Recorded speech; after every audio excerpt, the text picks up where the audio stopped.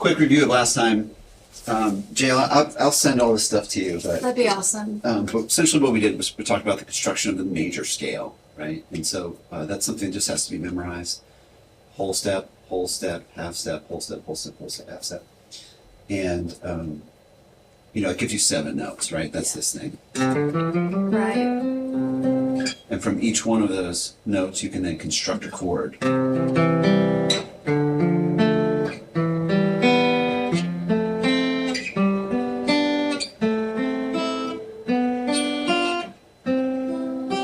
So the whole idea of the number system is predicated on being able to hear and understand those chord changes within a key. Eventually, over time, if you do enough transcription, enough playing, you'll be able to just hear and perceive certain chord changes because there's lots of patterns that repeat. They're usually not arbitrary. There's common chord progressions, and you can start to hear that, oh, this is 1-6-2-5, or this is 1-6-4-5, or whatever it might be, 1-6-2-5.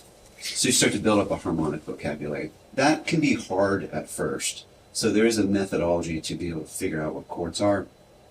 It's listening to the bass movement, right? Because the bass will almost certainly be playing the root note of the chord on the downbeat of the measure, right? So you might not know what the chord is, but you can find out that the bass note is G, right? So at that point, you've got a pretty good guess. It's either G, most likely G major or G minor. So that's kind of a tedious process, but it's not impossible. It's a good way to get started until you can actually perceive chord changes, feel them going by, and kind of know what they are. So we covered all that stuff, and then we started talking about reading and writing charts and some kind of basic stuff there, and looked at a few charts as well, some simple things. And I want to look at some more charts today too, but I've got a little bit more information for you guys. So on this little handout in front of you. The Spotify links were super helpful, by the way. So Oh, I spent cool. time kind of Great. playing with those, and it's a good exercise to go through those and run triads on the guitar. Absolutely. It's kind of a fun way to do it, and then That's a great way to do it. You don't necessarily, to figure out what the chords are, you don't necessarily have to play the chord voicings of the guitar that are on the record, right? If you can make triads all over the guitar, which this is kind of a different, I don't want this to be a guitar lesson, but if you can make triads all over the guitar, it's not difficult to then figure out what the chord is, as well as any inversions, which we haven't really talked about yet. But yeah, if you can roll triads across the guitar, it becomes very easy to figure out what's being played. More on that later. So yeah, there are some kind of idiosyncratic things that are used in number charts, but not a whole lot of them. The other stuff is kind of just ripped from standard musical notation. And if you're familiar with this stuff, you don't have to read a bunch of music or go to music school to kind of see this stuff and apply it, right? So the one thing that is pretty universal, it's pretty rare that you'll find, an exception to this, is if there's more than one chord, it will be underlined. More than one chord in a measure, right? More than one chord in a measure, regardless of how many are in there, right? If there's, maybe there's 2 chords, we're going to underline these to show that they're existing in the same measure. And there could be all kinds of chords in here, maybe we have a measure that has 4 chords in it. That's certainly possible. And when you write it the way you just did, that doesn't say anything about how many beats on each of those. That's right. That's right. It just tells you it's 4 in one measure. That's right. This is where things get hairy. If there's no other type of indication as far as where the chords are landing in the measure, the assumption is that you're just going to split things equally. So in this case, there'd be 2 beats of the 1, 2 beats of the 5, and then 1 beat of each of the 4 chords, assuming we're in 4/4, right? There's a lot of assumptions being made here. But, when that's not the case, then we have to have some type of indication to show where things are falling. One of the most common rhythmic scenarios in music is that one of the chords will be displaced by half a beat, right? In Nashville, we call it push, right? It's really just an anticipation, or if you want to go full nerd, it's syncopation. It's taking the emphasis off of the downbeat all the time. Right, the really common way to do this, and this is strange because it varies a little bit, but the majority of people will put a little kind of caret or arrow facing to the left. The indication there is now that this is falling on, or this chord is occurring on not beat 3, but the end of beat 2. Right? So it's anticipated by half. I've also seen people write it the opposite direction to indicate that's going to fall like on the end of 4. It doesn't happen very often. I've seen people write it in the opposite direction, trying to imply that it's coming on the end of 2. So this is like a weird fishy thing. It's not exactly, yeah. So in OneChart, the program that does these charts, when I added the plus or minus or greater than or less than signs to it, it annotates it as crescendo or decrescendo rather than push pull. Interesting. So it's not a rhythmic indication. It's more of a That's what it calls it in the program. So I didn't know if like people use that. dynamic indication. Yeah, if people use that for multiple connotations. Yeah, dynamics we'll get to. There's usually not as much dynamic markings on a number chart, or they're pretty crude. So are there any other symbols that people use for push pull other than greater than less than? No, Okay. that's usually all you'll see. Okay. So another way to indicate this is, if something that you'll see a lot, this is extremely common. If it's not an even split measure, an even split bar, then there's a couple different ways that people do this. Sometimes they'll put little hash marks or dots under this to show that, okay, the 1 chord gets 3 beats, the 5 chord gets 1 beat. That's cool, that works. You'll also see people write rhythmic notation, like a quarter note underneath, which to me is preferable. I want to see some basic rhythmic stuff, right? So that that only works if you can read some basic rhythms. So on this sheet, I wrote out some basic rhythms, and if you check it out, you'll see that the examples there. When we're talking about just rhythm, we're not concerned with a particular pitch. Oftentimes it'll be written as just a diamond to represent a whole note. It's not a particular note, it's just 4 beats. Right? And that's lingo that you hear a lot in Nashville. And when we're talking about Nashville number church, we'll say, okay, the 5 chord, it's a diamond. It's not just because diamonds are cool and sparkly, it's because that's a piece of notation that's taken directly from musical notation, rhythmic notation. Right? A half note would be a diamond with a stem on it. A rhythmic slash, right? This would be quarter note, 8th note, right?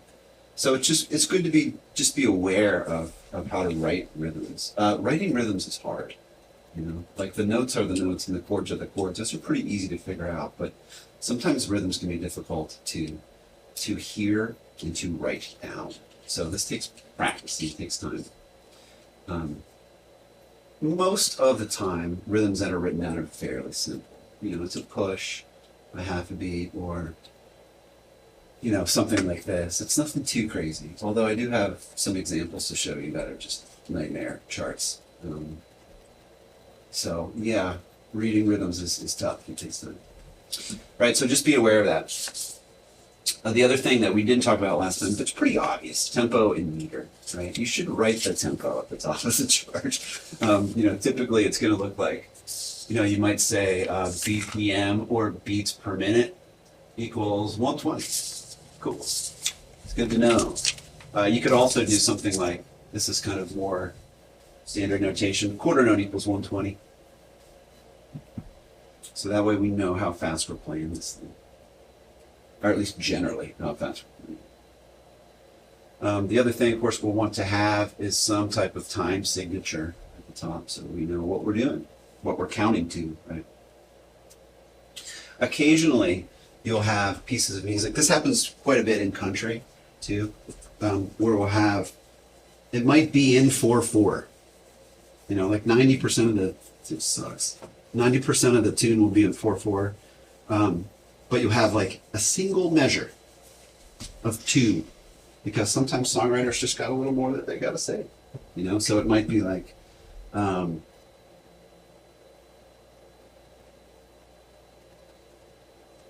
then you just have 2 extra beats with this 5 chord.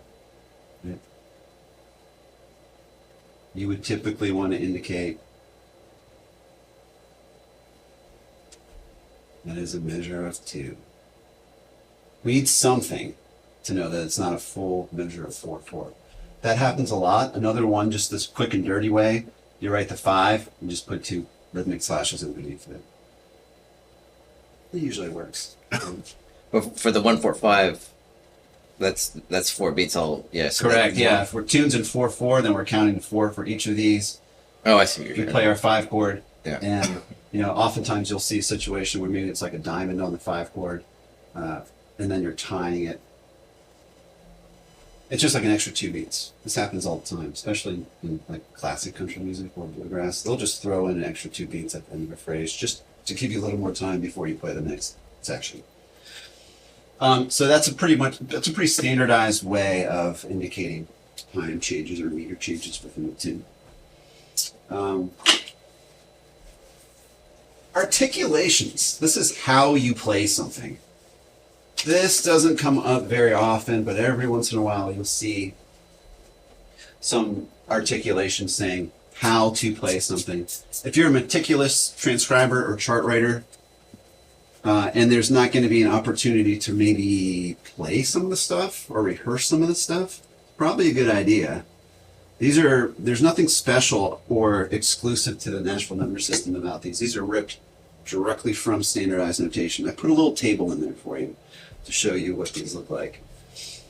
Staccato is by far the most common one, or some type of marcato, which is like an accent. Play it harder or make it shorter. That occasionally applies to chords. We'll look at a couple of examples. Okay, so a lot of this is not strictly Nashville number system. It's just standard notation. Right? Something else you're going to want to be familiar with. It also, because it's help you read charts, but also save you a ton of time if you can do it correctly, is navigational markers. Right? So the most common one is you'll see repeat. And this happens a lot. Obviously, there's a lot of music, a lot of the music in a song is redundant. It's repeated. We need some repetition. And we know what's going on. So you might see something like,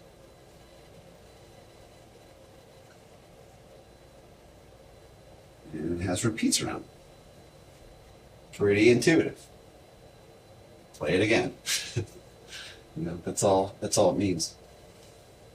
Occasionally you'll have a first ending and a second ending, right? The first ending might be the 5 chord. The second ending, I don't know, maybe it's something different. Maybe it's like 4 minor. First time through, you play the first ending. Second time through, second ending. I don't feel like it's very complicated, but if you're not paying attention, you'll step in it. And then this other stuff that's ripped from standard notation is things like segno and coda and other Italian terms like the capo. It shows you how to move around a piece of music. This saves you a bunch of time and also saves you a bunch of ink. So we have a little example here that shows all of these. It's that old tune, Wayfaring Stranger.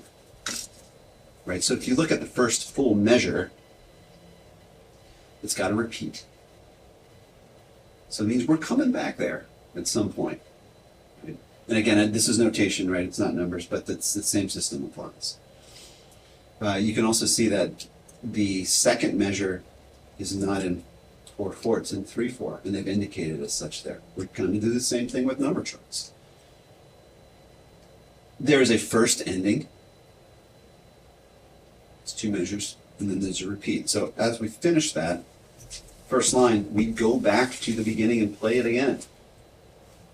However, we wouldn't play the music or the chords that are under the first ending. We would jump down to the second line and play the second. Kind of like a call and response type deal. It's the exact same thing happens in number charts. You would take the second ending and play through the tune all the way until you get to the bottom, nearly the bottom, at the end of the third line there. And you have the instruction DS out coda. This could be a little confusing because this is Italian. This is telling us to go to the seg note or the symbol. That's a thing that looks like this wacky situation. Right? Kind of like an S, like S, anti-S. So what that means is we jump to the second line, last measure. We play that B note, we continue on, and then we go to the coda when we're instructed to do so. So from the DS to the coda. How do we know when to go to the coda? It says coda. And we jump down. Instead of playing through the third line, we jump down and take the coda. The coda is an ending. There's different philosophies on using repeats and segnos and codas and number charts. Some people do it, especially as a space-saving device. Some people try to write out every measure of the tune so you don't have to take any repeats, right? The problem with if you're reading a chart for the first time, if you're not really paying attention, you might get dusted and miss the repeat or go to not know where the segno is at. You get halfway through the tune, you think, "Gee, where is that little weird S?" And you got to scramble for it.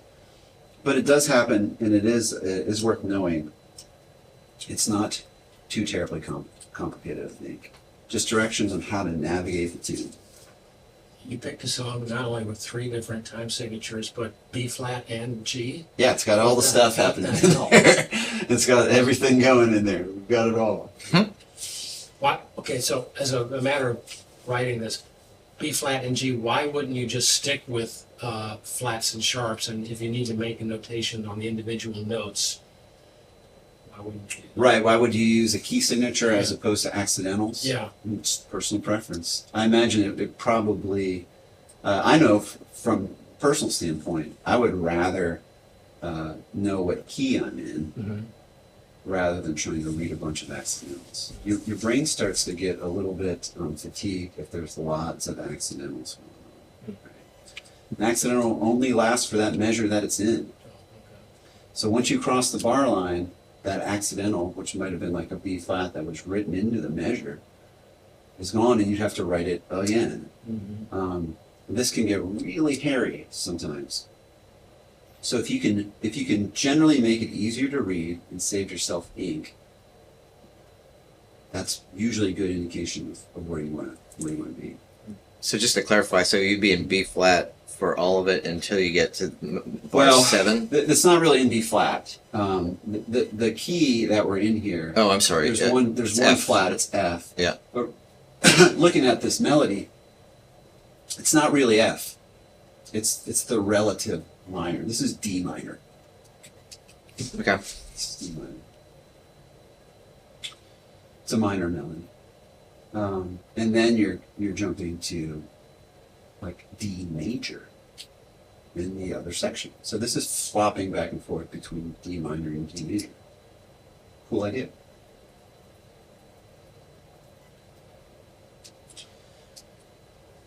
So yeah, there's a lot of information there. There's some articulations and things written in here as well, just so you can see that. I thought this was just a good example because it's all it's all in there, right? But of course, we don't have to be reading lead sheets or notes to do the number system.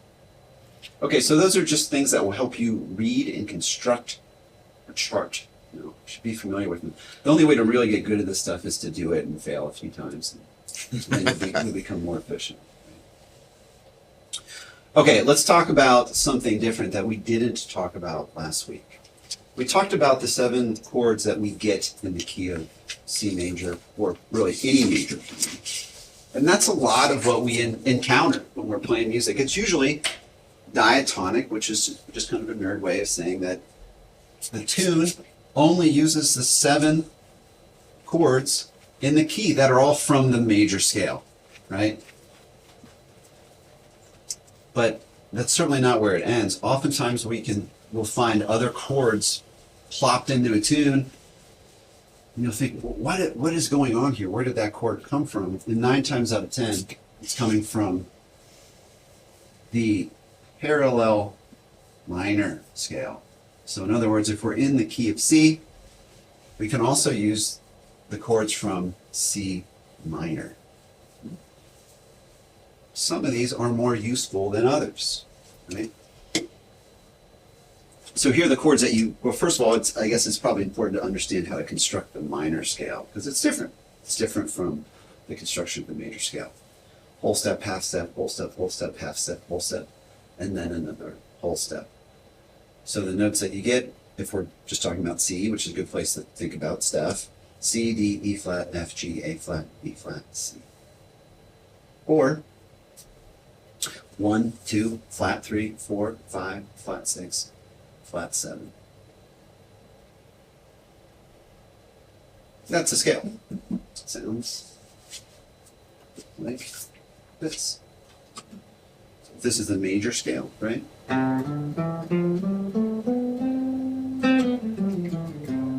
We make some adjustments here.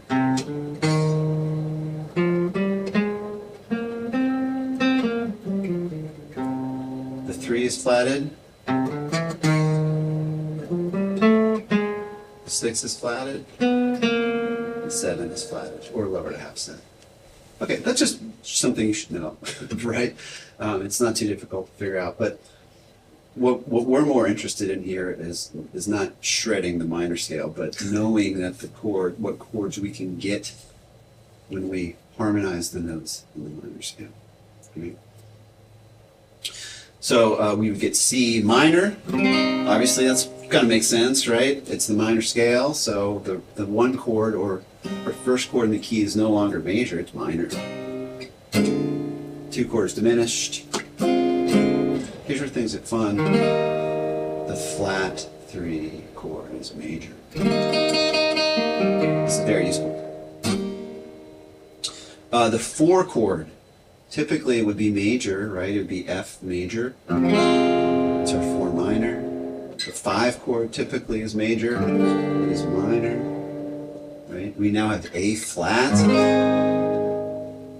B flat. We're back to C, right? So that's if you just play the flat 6, flat 7, then the 1. So in this case, that's A flat, B flat, and C. You get a really common ending to a tune, right? Like maybe we can.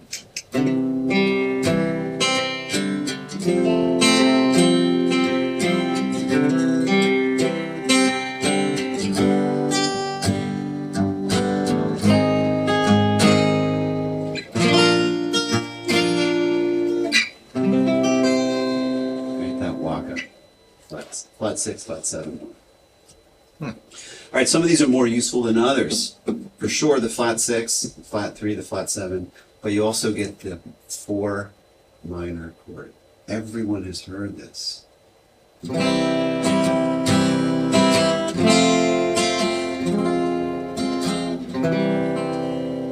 going from C to an F.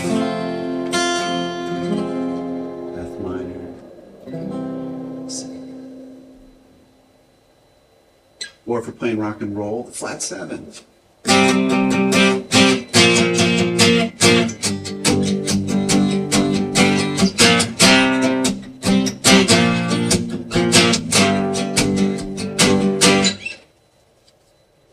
It's very useful. Let's take a look at some musical examples that use this. And if you're playing 7th chords and the 7th is dominant, right? Well, I mean, as you'd find it in its natural state, yeah, the 7th chord would be, yeah. Dominant. Because that means it'd have an 8th. You're talking about like the B flat in this case. Right. Yeah, it would be dominant, right? Okay. If you're going to add an extra note into our chord, because you'd be adding A flat. Okay. It's going to make it a dominant chord. Yep, totally. Which gives it that kind of, I mean, that's what you hear like in a lot of blues and stuff, right? Or like rock music, you know.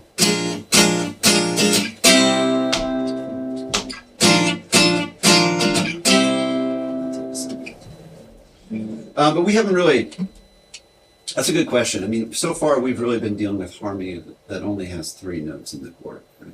We haven't looked at notes that have, or chords that have 4 notes in them. But yeah, it's a good question. Okay, so here is a chart for you guys to check out. And I want to see all your charts too, but let's go through this first. This is a real life chart. It's a real life thing, and it contains a lot of these ideas.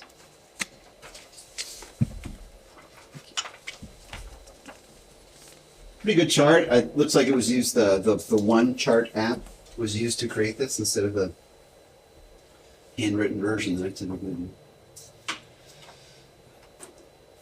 Check out what we got going on. First of all, it's in 6/8, right? 1, 2, 3, 4, 5, 6. 1, 2, 3, 4, 5, 6. 1, 2, 3, 4, 6. It's in the key of D flat. Yeah, not a great key. Right? So if we're in capo world, we might want to put our capo on the first fret. That makes it C, right? That's a little happier spot to live. Okay, if we're looking down to the chart, we've got a 2-bar intro, and then we're into the verse. Pretty smooth sailing. Those are all chords that are in the key so far, right? Oops. If we're just thinking, let's just talk about it in the key of C for now, so we can hear it. So the first chord, of course, is C. The 3 chord, right, in the key of C, C, D, E minor. 4 chord is F. 1 chord, back to C. Okay, cool. Do the same thing again.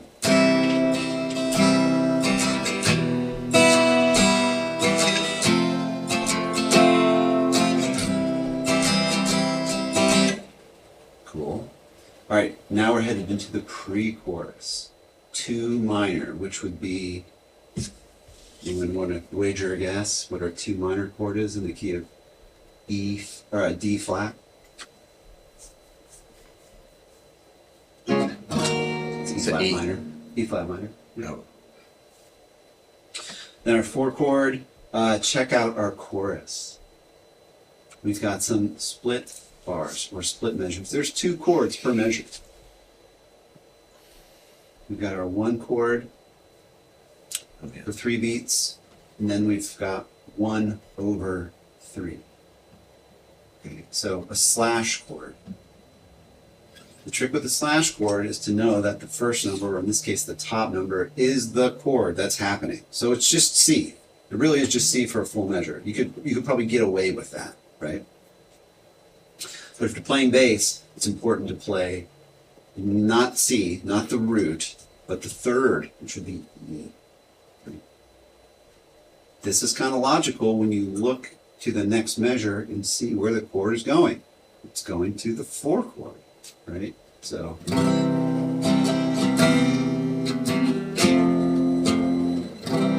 The bass movement is walking out. Slash chords.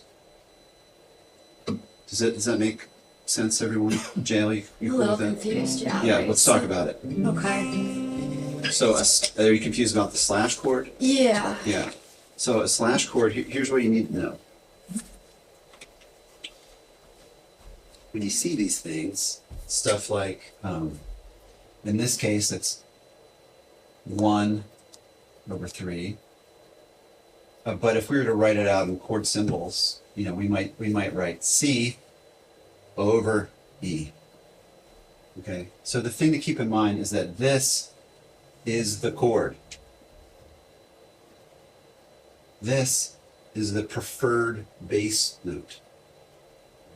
It's a preferred bass note. We'll talk a little bit more about slash chords for sure. I've got another example I want to show you. Yeah, because I'm still not sure like what you mean by the bass note. Yeah. So if whatever the bass note is, whatever the lowest note that we can hear. Okay. Usually the bass player's job. Not always, but usually. Okay. So this would just be an open C chord hitting all 6 strings. That's one way to do it. That's one voicing. Oh, I think that you'll find that particular voicing, well, it does work if you resolve to an F, which is where we're headed. We're going to the 4 chord. It sounds pretty okay.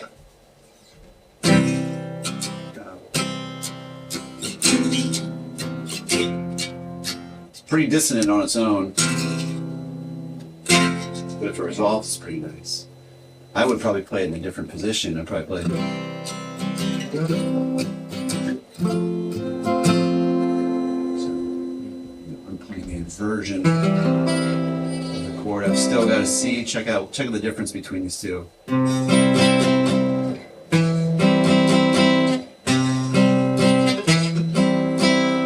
It's just the lowest note in the chord is changing.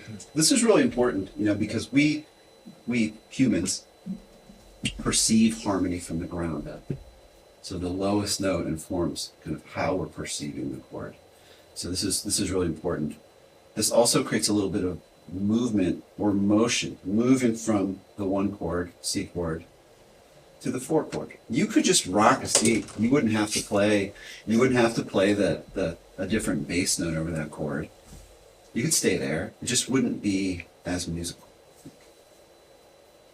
All right. So all you need to know really is that when you see these symbols, whether in numbers or in chord symbols, the first letter or the first number is the chord that is happening. After the slash, or to the right of the slash, is what we want the lowest note to be. Usually this is the bass player's job, but not always. If you can play the inversions, it'll make things sound a little bit better. Right? Does that help? A little bit. bit. I'm still kind of confused on how to really do that. I've got another example I'll show you. And I think Okay. that'll make a little more sense. All right? Okay. So what else do we have in this chart? We've got, as we get to the end of the chorus, this is bar 8 of the chorus. There's 2 chords there. There's the 4 chord and flat 6, flat 6. Okay, this is a chord that's been pulled in from our parallel minor scale. This is not a chord that you find in the key of C major. You'll find it in the key of C minor. Cool idea. Right? And there's some rhythms written above these chords that tell us exactly what to play. We're going to play on beat 1 and 2, rest on 3, play on 4 and 5, and rest on 6.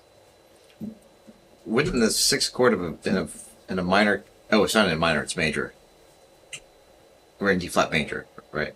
We're in D flat major. Okay, that's Yeah, right. exactly. Yeah. Or if you want to just think of it in C right now to make it easier to kind of wrap your noodle around, then that's fine. Yeah, the dead giveaway here is that it's a flat 6, right? If we were in the key of whatever, if we were just in a major key, we wouldn't have a flat 6 chord. It's not in the scale. It's not Right. part of the key. Yeah. And when we listen to this, you'll hear that it's quite a spicy chord, but it works really well.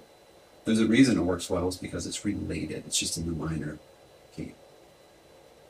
And does that mean it's a major 7th flat 6?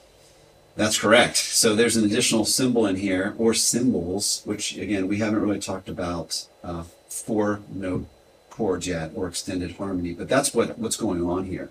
That little triangle is shorthand for major 7. So this is a flat 6 chord with a major 7. So quite a spicy chord indeed, right? If we're thinking the key of C, that ends up sounding like this. Wow, like listen to the difference from playing C.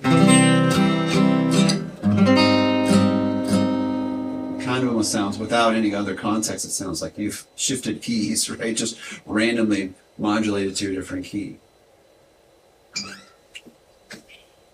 Okay, and then after that we have a 1 measure turnaround. Check out what's going on there. It's written as a split bar, but it's the same chord. This is a pretty good way of writing this. That means we're playing 1, 2, 3, 4, 6. Right? Putting an emphasis on the back half of that measure. Oh, so the default would be that's on hit 3 or on beat 3. 4. 1, 2, 3, 4. Okay. 6, right? So we got 6 beats per measure happening in this. So Oh. split bar means we'd have 3 and 3. Oh, that's a trip. Right. So that's the whole time signature thing, right? What are we counting to, or how many beats are in a measure? In this case, it's 6. Okay. This is really common sound, right? I think everyone Yeah. has heard this. It's a common sound. It's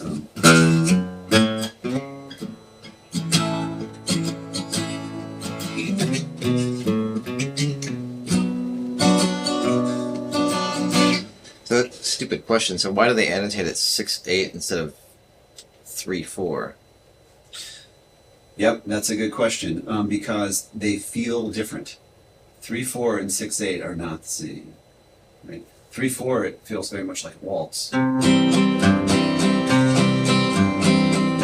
3, 1, 2, 3, 1, 2, 3, 1, 2, 3. Whereas 6/8 has the potential to also feel it in 2. 1, 2, 3. 1, 2, 3.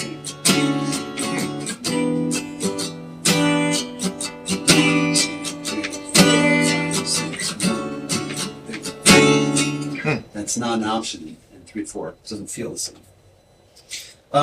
Something else to keep in mind, guys, like it's important to learn all this stuff because it'll improve your playing and your understanding of music. And if you want to write charts and read charts, you gotta kind of learn it. But all of this stuff is descriptive, right? It's not prescriptive. You can play anything you want to play anytime you want to play it, right? Time signatures, especially. That's by far the most kind of like nebulous and hard to kind of like, well, what? Especially as it gets more and more complicated. But all it's telling you is where the pulse is at and how something feels. How something feels. All music can exist without any type of description or annotation or transcription about what's going on. It will just exist, right? This is always a way of communicating what it is. And through that process, you can learn a lot of musical devices that will help you learn more songs more quickly. Okay, we're heading down to verse 2. We got one chorus behind us. You can see that we have a dynamic marking at the last measure of the second verse. It's on the 5 chord. It looks like a little, I don't know what it looks like, just kind of an open triangle.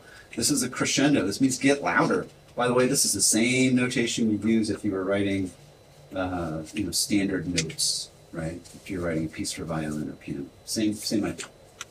So we're building into the chorus. I think pretty obvious.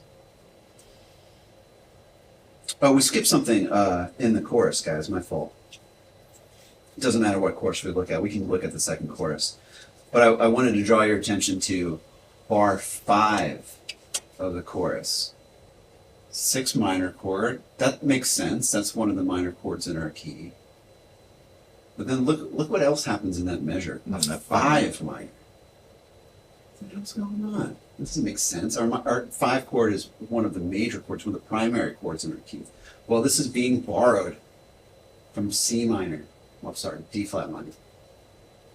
The next measure, also a split measure. We have our 4 major. That makes sense. That's how we usually find it. Followed quickly by our 4 minor. Again, a chord that's taken from the the parallel minor. Okay, so there's chords in here that don't fit in the key, exclusively in the key of C major. They're being borrowed from C minor. We get to the solo. 1 chord, yet another chord that is not typically found, or is not found at all in just our major scale. We have a flat 7 chord. That's our rock and roll change, right? 1 to flat 7.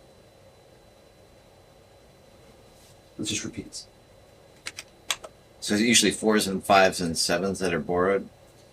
Well, yeah, the most common ones would be the flat 3, the 4 minor, the 5 minor, the flat 6, and the flat 7. Like, if you just wanted a quick and dirty way to get more chords into your songwriting or playing, you could take the chords that are in the major key, and then you could think about the parallel minor key and just grab those. Flat 3, 4 minor, 5 minor, flat 6, flat 7. Those happen a lot. It's very common. Okay, so now we're in the home stretch. We've gotten through our solo, and we have this kind of final chorus thing. Check out the dynamic marking that's written in there. Shh. Okay, it just means be quiet. It's very non-formal, right? And then there's build, where it means just get louder. And there's a crescendo over bar 4. We get through the chorus. It's the same changes. cool changes, right? 6 minor, 5 minor, 4 major, 4 minor. We have our hits, or very specific rhythms we want the entire band to play on the last measure. And then there's no diamond or fermata, just a hard stop, which is kind of weird, but you can certainly do that. So it means after that last measure, there's nothing else getting played. Flat 6 chords are weird to end.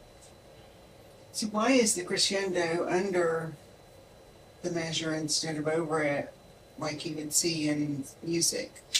Yeah, you kind of have the option to put it wherever you want to. This is a slightly looser way of writing that stuff. Oftentimes people will put it under. And if you look at, and also if you're ever looking at a piece of notation for like piano, or maybe 2 guitars written on adjacent staves, a lot of times the dynamic markings will actually be in between the 2 staves. So it applies to both of them, but it doesn't apply to both of them in this case, does it? Or does it? No, Okay. just applies to measure 4, the one that it's under. It's a good question.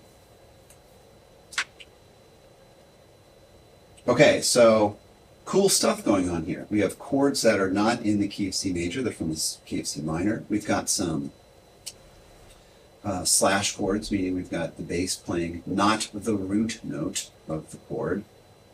We've got some cool rhythmic hits that are notated. We've got some dynamic markings. Pretty cool. Do you guys want to hear this song? Sure. So this is kind of an interesting story. The recording I'm going to play you is the first time this song was ever played.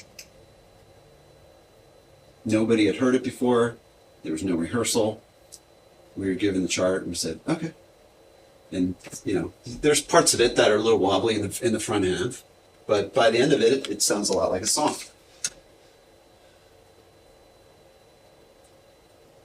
What is this song called? Love is Mine?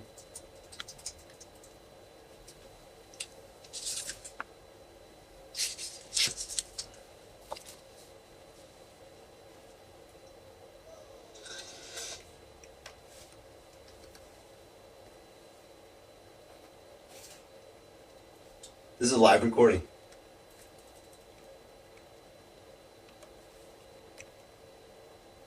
Get back there. Yeah.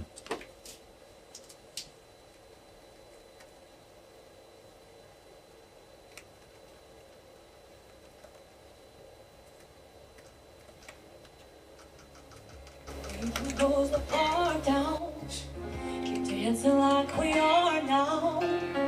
Do a little making out in the rain. Sorry, let me get from the beginning.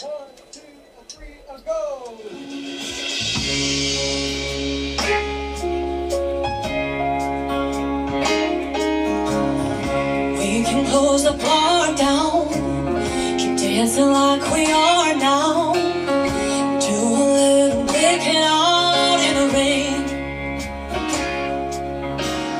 I'll let you hold my hand and make some weekend plans. And we can end up back at your place and tangled up all night. But all we got by the morning light. 'Cause love is the line my heart just can't cross. And too many times someone's done it wrong. And it had to fall. I built these walls, but they're too high for me to fall. 'Cause love is the line They're hits. my heart can't, it just can't cross. You can hold my hand there, make some weekend plan. We can let them take it out in the rain. And I've been broken down and barely beaten. Took all I had to stop the bleeding. I gave it all I've got. Now I ain't got nothing left. 'Cause love is a line my heart just can't cross. And too many times someone's done it wrong. And it ain't your fault. I built these walls, but they're too hard for me to fall. 'Cause love is a line my heart can't, it just can't cross.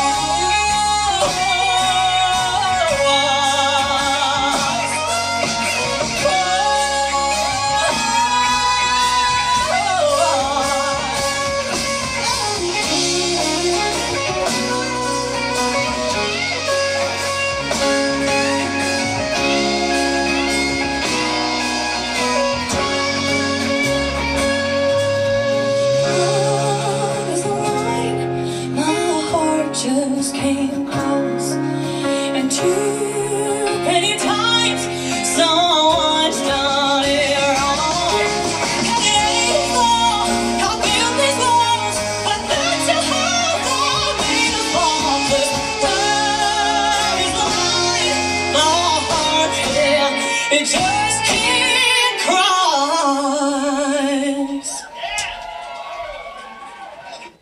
Safe. Made it, right? The recording reads down, or the recording sounds exactly like what's on the chart, right? It's exactly what's there. That 1/3 slash chord sounds to my ear really more like a 3 chord than it sounds like a 1 chord. Totally, yeah. Because you can hear it. She steps up from the 1, and it's a transition to the 4, and it doesn't sound at all like a 1. Right. Well, certainly the bass is playing E, right? We're playing the 3. Let's listen to that again. And there is, there may be some people playing on this recording, may have been me, that just played that as an E minor. Oh, that's you on there? Huh? Well, you were Yeah, that's cool. rather than a C with an E in the bass. But let's listen. It would work, right? Let's listen to it really closely. But one thing that's for certain there, whether it's an E minor chord or a C chord with E in the bass, is the bass is definitely playing E, right? The bass is playing the 3. All right, so that's the thing we definitely want to hear. Check this out. Make some weekend plans. We can end up back at your place. Should take us in the pre-chorus. Continue on up all night. There's 4. But all we got Check it out, about listen. the borderline. 'Cause love is a line my heart just can't Right, you hear that jam with bass note? too many times. Love is a line. 'Cause love is a line my heart just can't. Okay, that's interesting. Now that we're listening to this critically, it sounds like the piano player is definitely playing a C chord. It sounds like maybe I was playing an E minor chord, but it still is going to work. But the idea is that we want. 'Cause love is a line my heart Now the 4 just chord, can't right? 1/3. Now the 4 chord. Too many times someone's done it wrong, and it hate you for. I built these walls, but they're too high for me to fall.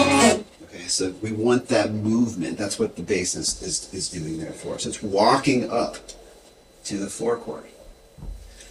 This has some really killer chords in it. I mean, these are really common devices. They're all taken from the minor chords in the key, but the killers in here for sure. The money chords. 5 minor, your G minor to the 4 minor. Listen how pretty that is.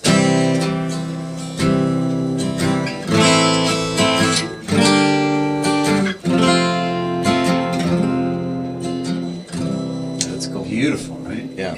So if you're just using the chords that are in the key of C major, you're not going to have those colors. You're not going to have those sounds. So are there common borrowed chords if you're playing from the minor perspective? We went kind of from the major and showing the borrowed minor ones. Is there? You mean like vice versa? Like if you're in a minor key? Right. Yeah. Or is that not happens. really a thing? It doesn't happen quite as often. There's a lot to say. I don't want to go too far down the minor harmony is complex. Okay. So when you're in a truly minor key, you're not borrowing as many from Right. the parallel majors. But the majority of music that popular music we hear is not truly in a minor key. It might be the relative minor. So we're using. So we're in the key of C, and we're using A minor a lot. It's not. The majority of music doesn't have stuff that's truly in a minor key, because minor keys are minor harmony is complicated and is very dark. If we were truly in a minor key, you'd hear chords like this. Now there's no question about what's going on here.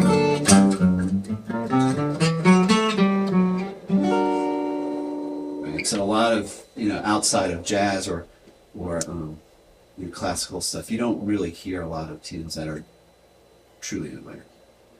That's a different ball of wax. That we don't need to talk about that. Okay, so good example of a typical chart. It's well written. It's very clear. And, what this allows you to do, if you're a songwriter, and you can write a good chart, which she did. She did a great job. It's to show up to a gig with a bunch of people you don't know and say, can you play my song? And if you're confident enough to read a chart, then yeah, that's what you get. No rehearsal. No nothing. Right. So it's a powerful tool. Save you a ton of time. From a musician's perspective, a working musician, I'd be much more inclined to work with someone, play with them, or work for them if they have charts for their songs. Because it just makes sure that everyone is literally and figuratively on the same page, and it saves a crazy amount of time. I don't have to sit around listening to your song, figuring out what it is. Just play it. Okay, so cool example there. All right, the last page in here, we've already kind of touched on it, but it is about this slash chord idea. The same thing we were talking about.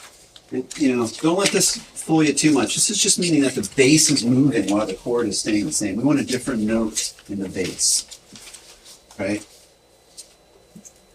Slash chord does not have the root note as the bass note. What does that mean? So for example, if you're playing an F chord, typically, especially for guitar players, we will put an F as the lowest note. Makes sense, right? We receive chords from the ground up. But we don't have to. We can put a different note in the bass. Here's F with, not F in the bass, but G in the bass. Cool. It's the gospel chord. Right? Piano player stuff. So this will give you better voice leading. So that's just a fancy way of saying that one chord will move into the following chord in a satisfying and musical way. You can define a specific bass line. We all know tunes that have like a very specific bass line that you want to hear. It's got to be there. Also creates some interest in your chords. So any chord you could play it with a different note in the bass other than the root, and now all of a sudden you have a bunch of chords at your disposal. Right? Play C with not C in the bass, but G. Big, heavy.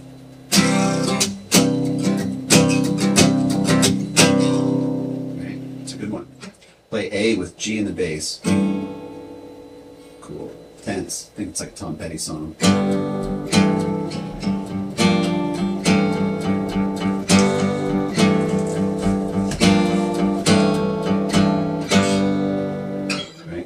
Here's an example. Let's play this in, let's see, which one is it? Play this in F. The one chord is F. Next chord we want is the 5 chord, which is C. Right? C. But we want 5 over 7. So that means we want C with the 7th note of the scale as our bass note, which in this case is E, right? A, B, C, D, E, F. So we need a C chord with E in the bass. Nice. What is next on here? 6 minor. It's a D minor chord. Now to a 5. Now to a 4. Now a 1 over 3, or F over A, in this case. 2 minor, 5 over 4, or B flat with C in the bass. Check out the bass line we created.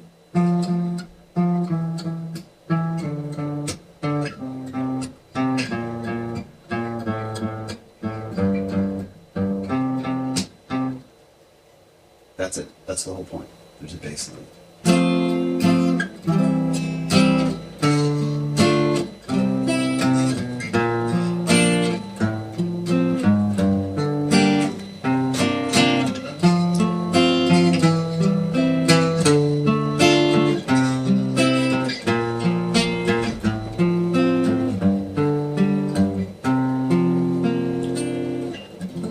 So that walking bass line that's floating underneath it is the voice leading part of it? Yeah, totally. We could play all those chords or play that same chord progression, not with these slash chords or with a very defined bass, but just root position chords.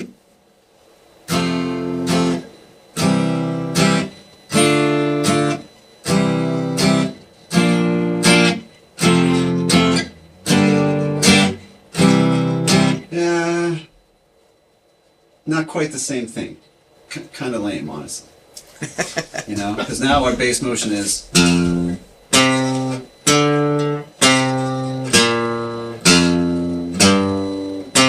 It's not a great bass line. I think I'd rather hear. That is a bass line. It's moving in a specific direction. It has weight, it has movement, it has energy. That's what this does for us. And it's a great thing to know if you're a songwriter, because all the chords you already have, play them with a different bass note, and they'll work. At one point I did. I don't want to get too in the weeds of this, but I had a really great teacher a long time ago. He's like, you can put any chord under the bass note. And so I did this thing where I'd play, like pedal my E, right? And I'd just play every chord. I'd just play it as a triad, right? So I would just play every E chord, every chord. So I'd start with E.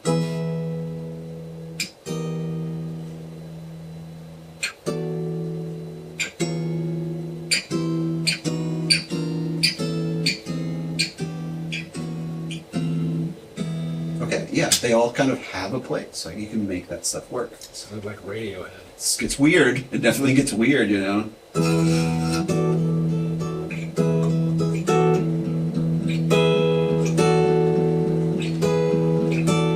Oh, now it's all of a sudden it's like on Broadway, right? How's that go?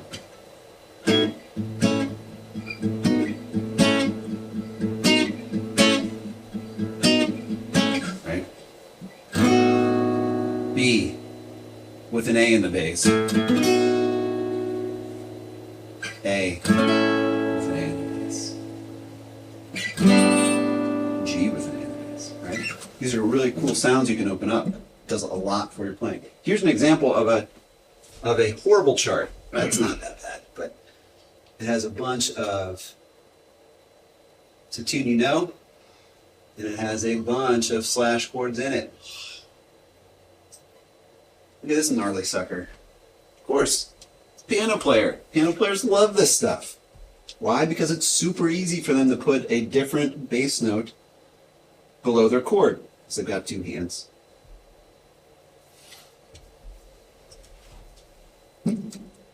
Three, four, waltz time, right?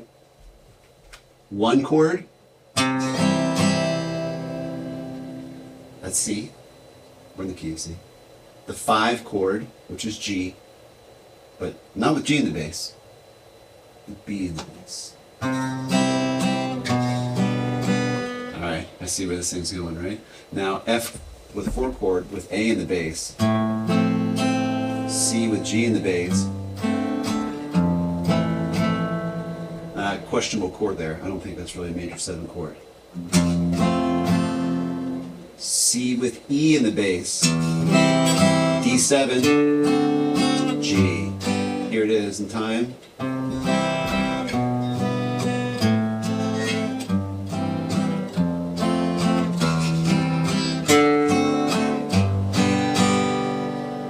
Right? I hope that you guys can hear that. There's a distinct bass line happening.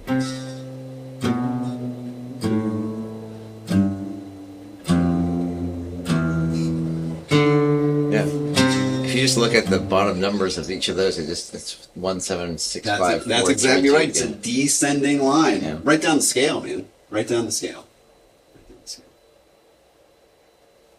Later on in this tune, you know, that kind of bridge section, there are chord changes, but what's happening in the bass is just the one chord the whole time. Or excuse me, the root, just C the whole time. This is hard to play on guitar, but you might, let's see, we might be able to pull it off.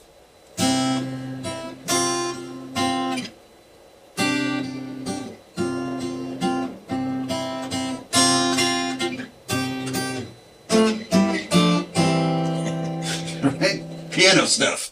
It's difficult to play the exact voicings on that stuff.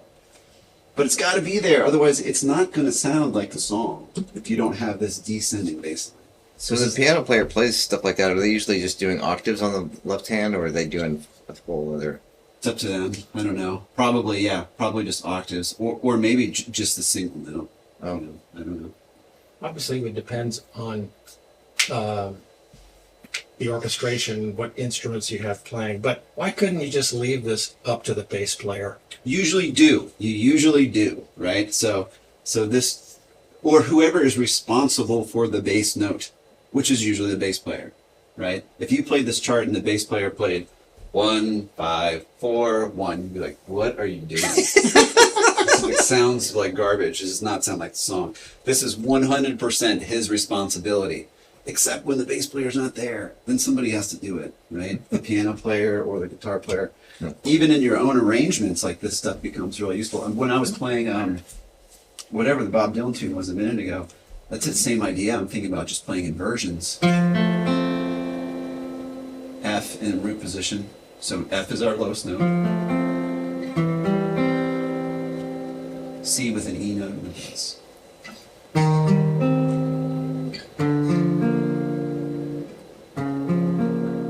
Right? It's a bass line that's moving down.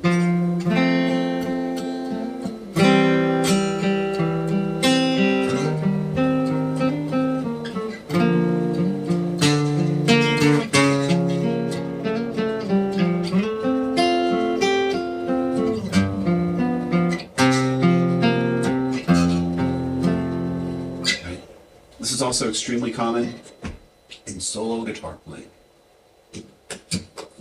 You're trying to represent, hopefully, if you can, the melody, the harmony. So melody is what you sing, harmony is the chords, and the bass line.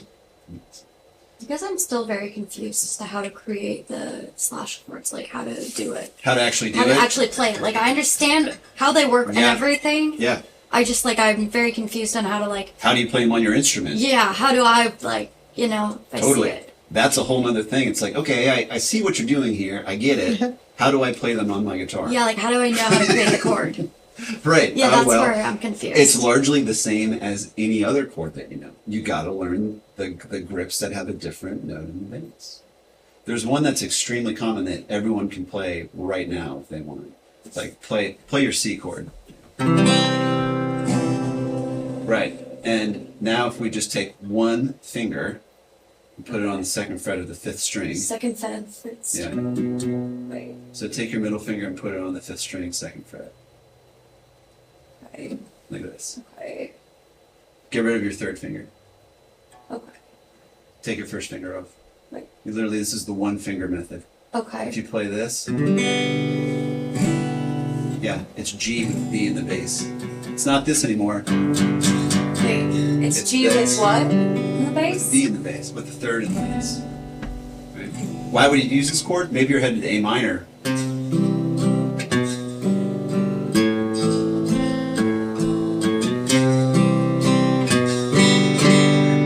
What is this chord? Well, it's a G chord, but it doesn't have G in the bass. Or another really common one. D with F sharp in the bass. Okay, so how do you learn these chords? Well, practice. You know, I mean, I went through and learned the triads and in every inversion. So I would play the chord, like I played my C chord in the root position, and then I'd figure out where I can play it with the third in the bass, and then where I can play it with the fifth in the bass.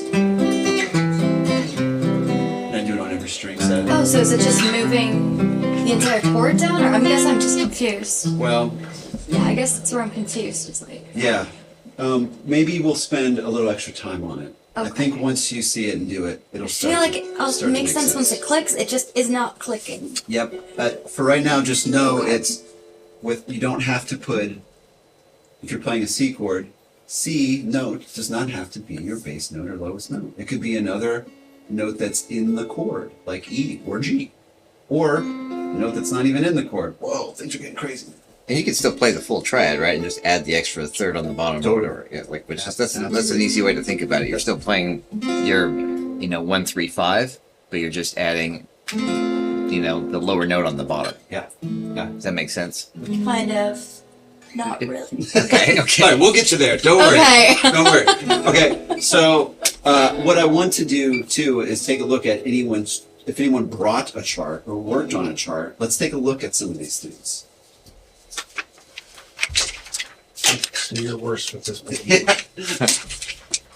Can't be worse than this. Oh, this actually is not that bad. I at some point, maybe we'll do this next time. I'll show you some charts that are not good because they're illegible and they're written incorrectly and they're just straight up wrong. It's just the wrong. I don't fully believe that this is an F major 7 chord. We might have to listen to it, but so yeah, this already looks really good. Cool. We know it's in 4/4. We know it's 75 beats per minute.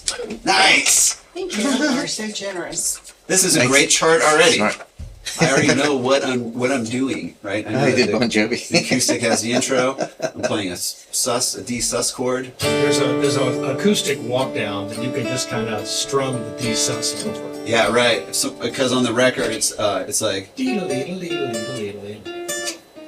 some type of Yep. That's right. You put the mode in there too. Where you can type of thing, right? It was a guess. It's definitely not just D major. Okay, now we have this riff that's happening here. Here's what there are no chords being played over the riff. Nowhere in the song will you find anybody playing a chord. They're all hitting the riff, which is 4 individual notes. Yeah. So flat 7, 1, and then is that flat 3? Got it.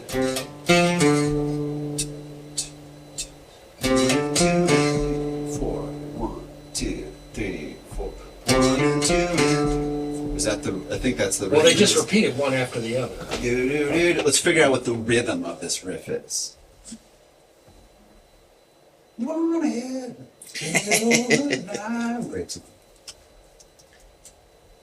Sam, do you have your email on that computer? Like if I emailed you the PDF, Yeah. would that work? Yeah, Okay. absolutely.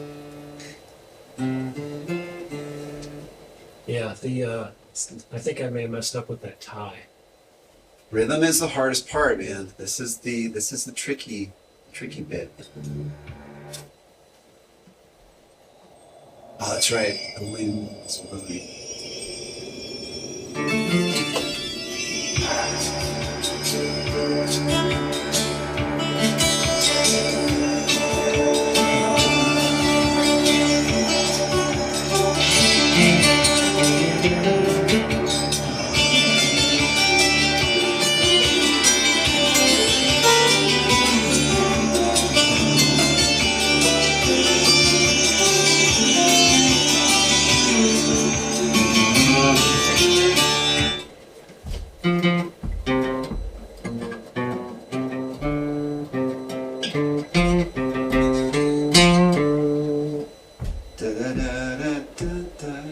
But they don't do the da-da on all of them.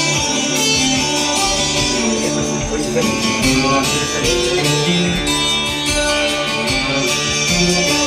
So that riff is minor pentatonic, right?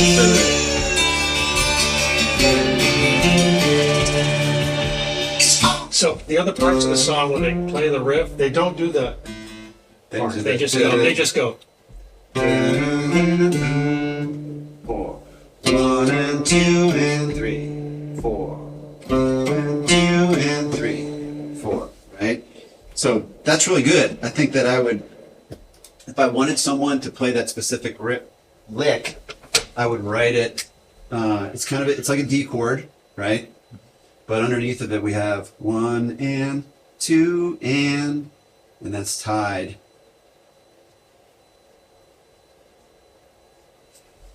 And that's flat 7, do do, flat 3, do do, do do do, to the 1. You could write that underneath or above. Probably underneath though, so that way you can write in the actual numbers of the scale. Flat 7, 1, flat 3, 1. So how did that? If it's that implies that, or these lick implies that it's minor, right? That is the implication. That's right. So then, do we then view this as that this is a D minor, for the chart purpose? Or? Well, yeah, this is where things get interesting. I mean, you could write this as a D minor. I think that would probably most accurately reflect the overall harmony. You know, in the chord itself that's happening, like the overall harmony that's going on, I don't really hear a third. I don't really hear a third until this flat 3 is played. Yeah, it's got the sus things. Yeah, so it's kind of ambiguous. I think that let's find out. If we just wail on a big old D minor over that, we can probably tell if that sounds correct.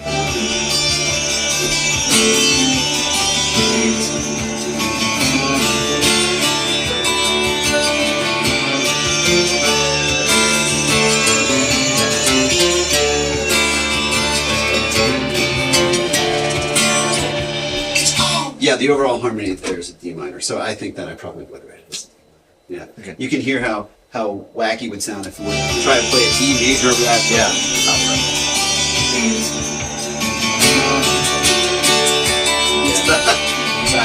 But that would fit with the Dorian too, right? Because the Dorian's minor. Dorian is minor. That's correct. Yeah, so I would probably write that. I would probably maybe write that as a 1 minor chord just to be on the safe side. But of course, when we get into the verse, if I remember right, it becomes major. It is major. Yeah, it becomes major. Absolutely.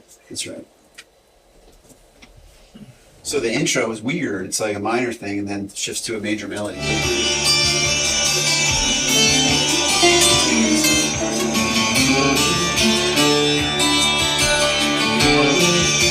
Yeah, here's a tricky part about this without getting too in the weeds. The chord itself is a sus2 thing. There is no third in the chord. Is it major? Is it minor? Nobody knows. So that gives us there's no third being played. So that gives us the opportunity to play whatever third we want over this. And in the intro, we're leaning into the minor third, although it has like a little bit of stank on it. So it's kind of ambiguous. It really is like a D sus, a 1 sus2 chord. But if you were just gonna like play it loud and dumb and just play a chord over it, you would probably want to play a minor chord. That's what's being implied at that moment, right? But then we're into the melody and or the verse, and I think we shift to a major.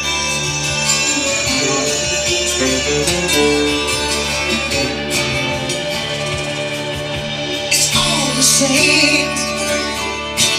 Only the names will change everything. It seems we're wasting away. Another place where the faces are so cold. I travel all night just to get back home. I'm a cowboy on a steel horse I ride. I'm wanted. Okay, cool. Yeah, I'd want to add the little pushes over the second chord in the chorus, right? Because those are coming on the upbeat. It's all the same. Only the names will change. I'm a cowboy And 3, 4. on a steel horse I ride. I'm wanted. And 3, 4. Never look back. Wanted.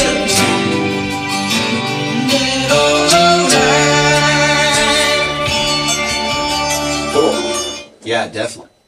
Put a little push over the second chord in each measure in the chorus. That way we catch it on the upbeat.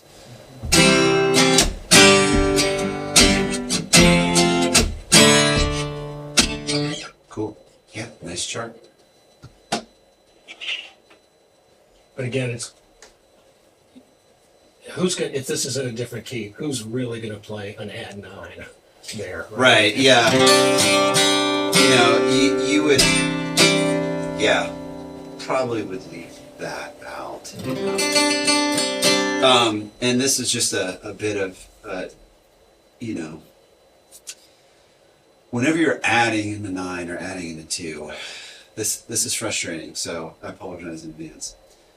If you write this, we're getting a little in the weeds here, but this is kind of what's coming up next, so I guess it's okay. If you write this, we're just using one chord. the 9. The implication is that this chord is really, Dominant. yeah, with an extra note. If you don't want the flat 7 in the chord to make it dominant harmony, and trust me, this is annoying because when you have to write the word add like 20 There you times go. in a chart, you're like, Sure. you know? Okay. But that is the nitty gritty. I can tell you the difference between those chords. And honestly, you know, you have to keep in mind in real life, if someone's playing this, they will quickly, hopefully, would be able to hear it and be like, okay, it's not a dominant chord. It just has a 9 in it. Was it a 4 chord that was an add 9? No, That's a 7. C. Oh yeah, flat 7. So it's a C in this case. So this would be a C add 9. Flat 7 in this key. Here's a C9. Okay.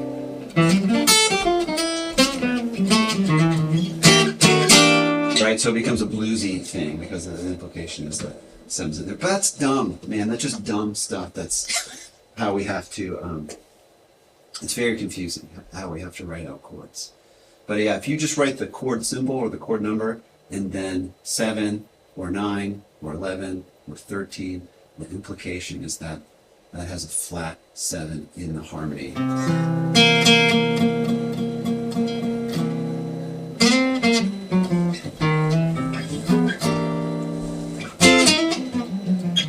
That's getting in the weeds. We're going to talk about more advanced harmony next time, but this is great. Nice chart, man. Nice chart. This would work. You'd be able to pull it off. You know? Okay, did you send yours? I to can me? do it. It's Sammy Greenhills. Yes. Okay. Just want to make sure I send it to the right person. Okay, you should have it in a second. While that's loading, I want to see if I can share another chart with you guys. Yeah, this is just an easy and fun one. I think everyone's familiar with this tune. I actually don't. I don't know. I probably get slapped for saying this. I don't like this song. At least not the Leonard Cohen version. I just never could quite get it. I guess it didn't work on me. But there's something special about this song. In the pre-chorus, the lyrics are, it goes like this: the 4th, the 5th, the minor fall, the major lift. He's literally telling you what the chords of the tune are, which is kind of cool, right? If you've ever wondered why those lyrics are what they are.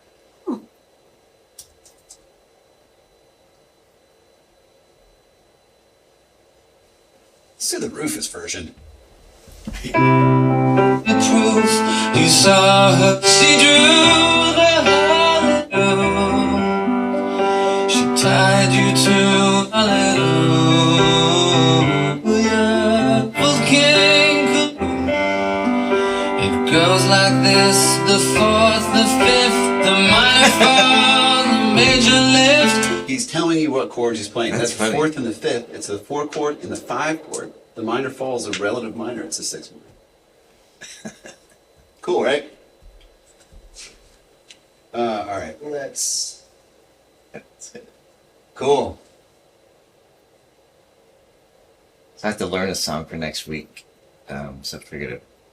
Good. Yeah. You know, that's Kill two birds with one stone. That's exactly how this stuff happens. Like, you know, you have to learn tunes, and especially if you have to cram a lot of them. Good luck Yeah. memorizing 20 tunes in like a couple of days, right? So Yeah. you're probably going to have to write them down.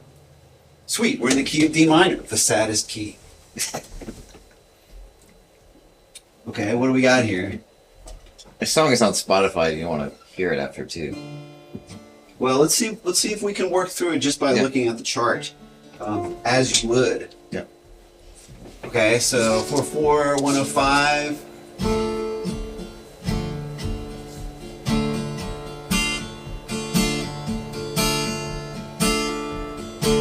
Verse.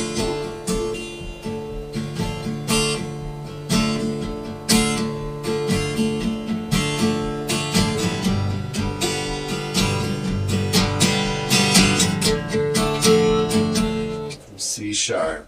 So it walks down from C sharp to that flat 6. Really? From C sharp? It's just like, yeah, it goes quickly. Yeah, right. Oh, I see. Yeah, I see. yeah. Okay. This is where the rhythm component is Right. important. Yeah, yeah. Because you don't want to dwell on a C sharp for too long. For sure. No, this is like, it's like a, when you hear the song, it makes sense. Yeah. I see. So it's walking down to, I see, to our flat 6. Okay, Yeah. cool. Right. And then that should be probably walk up. So it goes from the flat 6 walking up to the 4. I think that's right. Right. So we're walking it down to do do do do. It's dominant chord. Yeah. Do do do do. Do do. Yeah. All right. I think I see where we're at here. Yeah. Bar 13, that should be walk up. Yep. Na. Just like, yeah. Yep. Back to the. Okay, cool. You would probably want to notate that section. You know. Yeah, so that's one of the things. So I don't know, how would you notate, like, walking up chromatically between, when it happened quickly? First of all, I wanted to make sure we know what part, first and foremost, what part of the measure is this thing happening on, right? I'm guessing this is 1, That's a split. 2, and then I think it's on bar, maybe what happens on bar 4 or bar 3. So, like, at the end of that measure. let's listen to it. Yeah. It'll make more sense, obviously, when you hear it.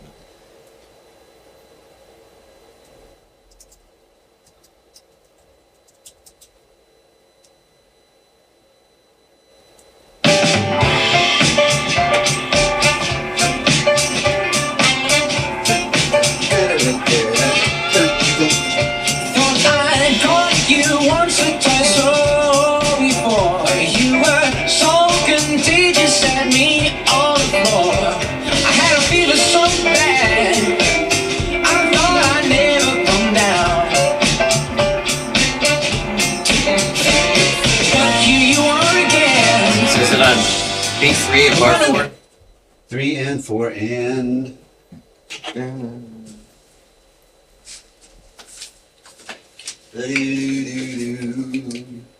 Cool.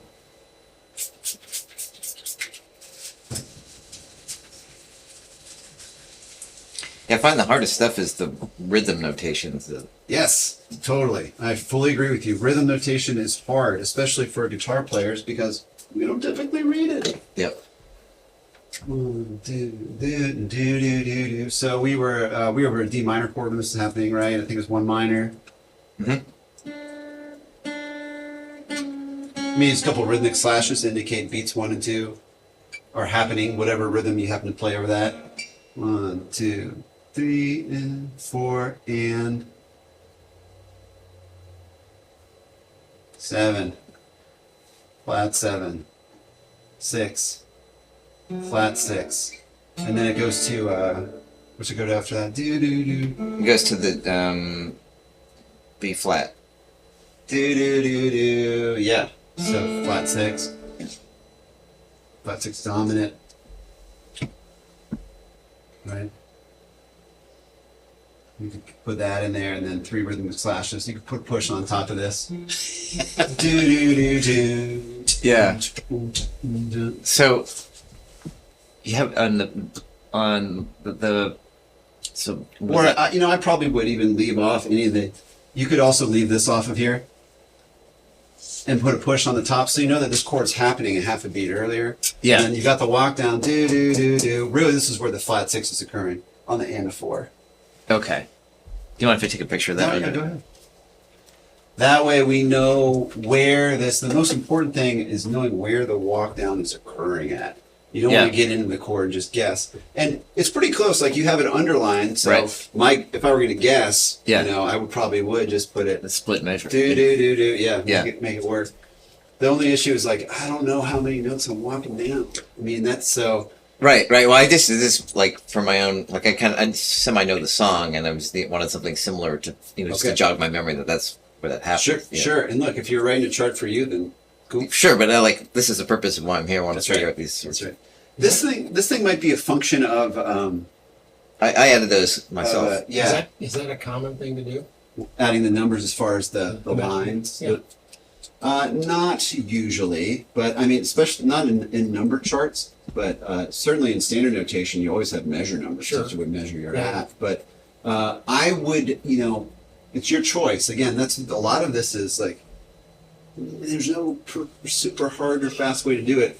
But I think if I was on a gig and I was sight reading this and it was dark and I may have had like a couple beers, then I would be in trouble Yeah. because I would probably play one of those things. You play a D major followed by 4 D. Oh, I see what you're saying. Yeah, Yeah, yeah. that's what I sort of I'd saw. go when I was play on the it. 5 chord right here, Yeah. and then I'd get here and be like, "What?" To me, like when I and cards on the table, when I did this, I screwed up and actually did the notes rather than the number system. And so when you do it in that format, it makes more sense. Yes, sure, right. You Yeah. actually have the chord symbol. Right. This is good though, man. This looks really good. Anytime there's specific rhythm things that you want to happen, Yeah. 3 stabs. Yeah. I would want to know what I'm stabbing. Right, You know, like- right. That's the hardest part. It's the rhythmic notation, right? Yeah. So here, as promised, here's some really. That one's not too bad.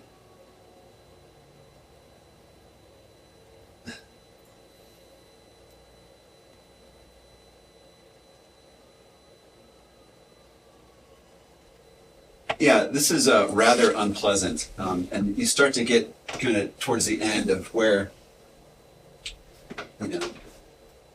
So I don't know if you guys are familiar with the songs Earth, Wind, and Fire song, but everything is pushed by 1/16th note, and it's critical to the song. Yeah. It's got to have that groove. That's the whole groove. You also see the chords are getting fairly complex. There's hits there that are again displaced by 1/16th note. Weird chords. There's a key change. Watch out. We'll talk about that next time. So how do you notate it when it's on the and of something? I guess using the. You use a little caret, right? The most common is going to be on the and of 2. 1, 2, and, which is kind of what when a dead or alive is. You have the split bar. There's really kind of only a couple viable ways to play it, right? You could play it 1, 2, 3, 4, or 1, 2, and 3. So that little caret, because it's so common, that little caret, that little arrow would help indicate that.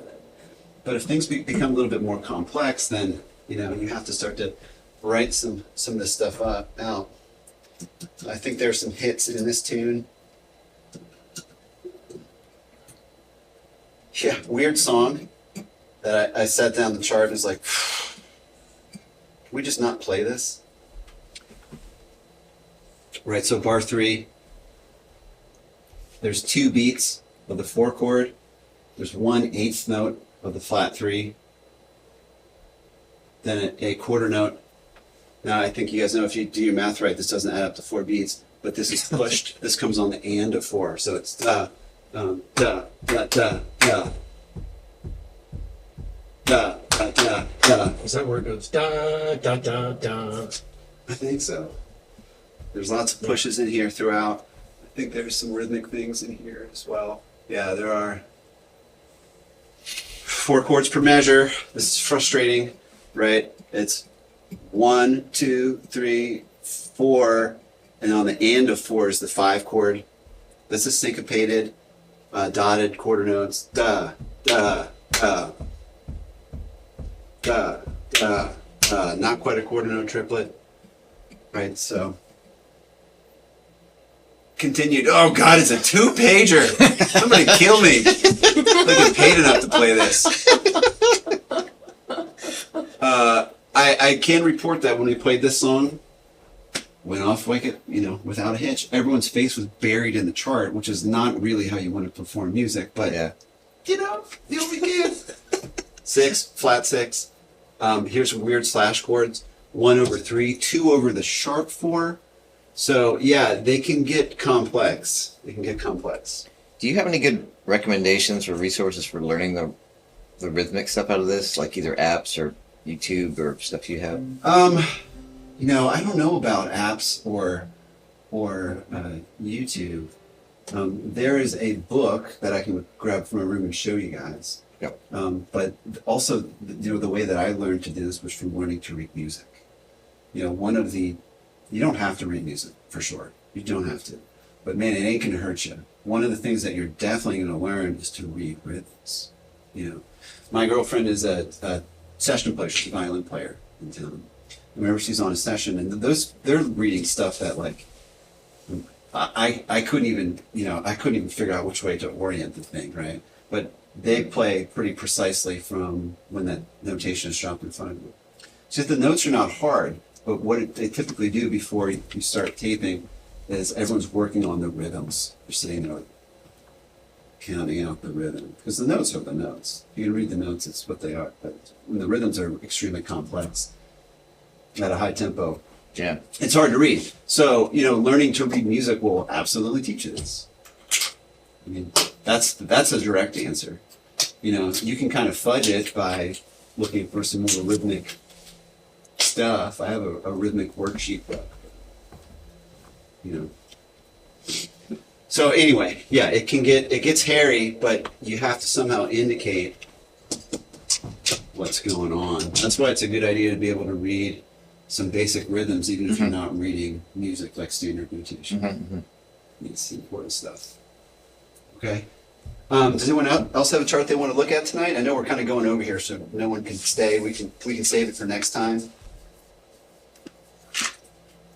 Any questions about anything? Do you have a chart? Do you want to wait till next time? I have a chart, but I won't be here next time. Okay. You want to take a look at tonight? You and I can just take a look at it. Oh, sure. We can release everyone else. I don't want to keep you guys any later than need be, but we can take a look at it. You said easy. Easy And is that is good. easy. Oh, Edelweiss. Yeah, Edelweiss is a great team. Okay, cool. It may be a little small. It's fine. This works.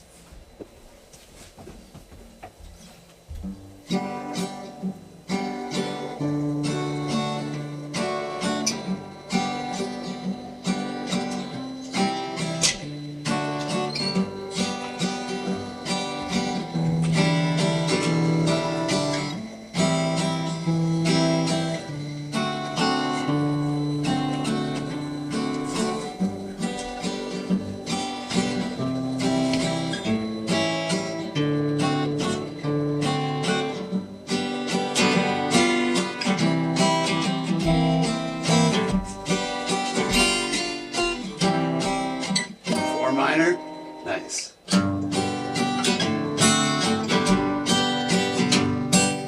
Yeah, I mean, this all reads down. This all makes sense. I would have to maybe listen to a particular recording and see if it lines up with the recording. Does that sound like the recording? Similar, yeah.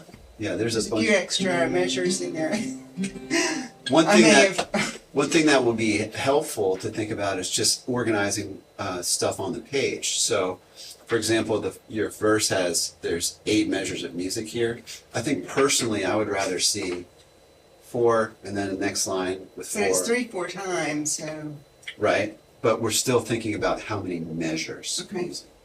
So, in other words, even if it is a time signature of 3-4 or anything else, I think that I would still rather see it written on the page. You know, like if this is our first verse, I would rather see 1 1 5 7 5 7.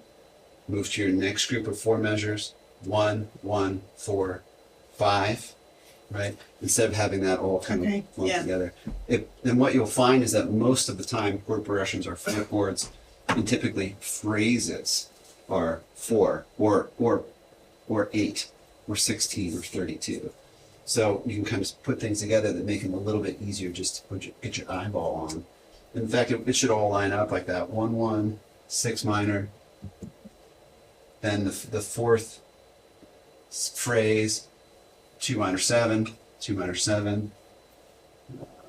And then this is where I had a question earlier. There's a 5 7, so it looks like we're missing at least one chord. Maybe not. You know, maybe it is 8, 12. Maybe it is a 15 bar verse or 15 bar A section. That's can certainly be. Seems unlikely though. You know, the most common song form is like the 32 bar AABA. So I'm wondering, did we just drop a measure Or is this really, No, there's a 5 there. yeah, so it's a 6 No, there's a 5 before the 5/7. before this one? Mhm. So there's how many measures, I guess, is, 4. so it's a total of 4, right? So 1, 2, Just 3, a regular 5. oh, regular 5, okay. There Okay, you cool. go. Cool. So what do we have here? We have a 16 bar form, which is really common, right?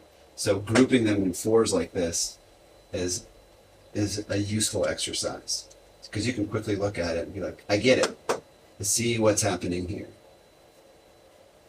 So whenever you see something that doesn't align with these groups of 4, 8, 16, 32, you can easily look at that and see it's like, oh, there's a drops measure. There's no measure there. That's a really important thing to recognize because then you don't step in it when it comes around. You actually did that same thing on verse 2 and verse 4, but I think I I would, just got, carried away on those. yeah, this is totally cool. And it looks like the second verse as well is missing a measure of 5 with a 5/7 chord. But otherwise, yeah, this is really good. I like the intro is up to interpretation. Play whatever you want. Ad lib. Go for it. Yeah, this is great. This is great. There's so many different versions of this tune. I would like to listen to a specific version and see if it. That was, the one where Christopher Plummer was lip syncing it. Do you know what it's called? Like, I mean, it was like is it the on you? movie soundtrack. Oh, okay. Yeah, we have to investigate that. I'll sit there and listen to it, play along. But that looks really good. Looks really good. Okay, we're going over here, so I don't want to keep you guys any longer. But that was awesome. Let's do another chart for next time. I have a quick question. Yes. What is the raise 7 and like raise 9 and stuff? Yeah, that's an indication that there's more than 3 notes in the chord. There's actually 4 notes in the Okay. chord, right? So, for example, like, most of the chords most of us have played, even though we're, especially on guitar, might be playing all 6 strings. Like when you Yeah. play your G chord, give that a string.